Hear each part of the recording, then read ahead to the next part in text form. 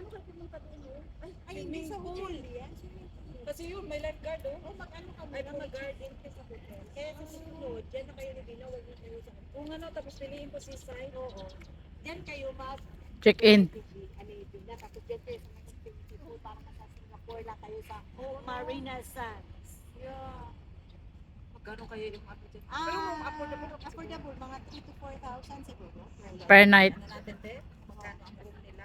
May mga ano man yan.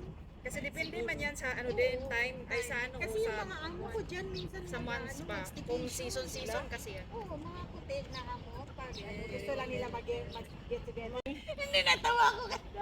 Kape. Hi, kape daw, kape.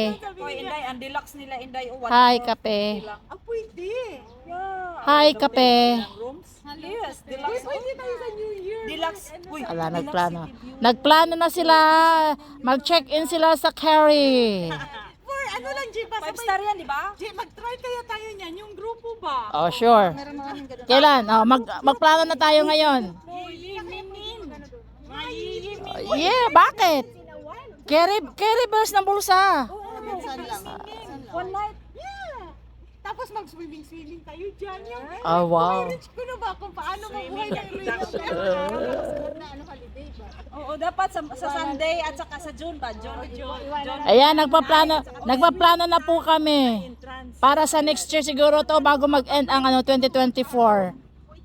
Free yan, free na yung swimming pool. Tapos kasama na yung buffet niya. May buffet in the morning. Yung isa busy, siguro may kachat ito na boyfriend.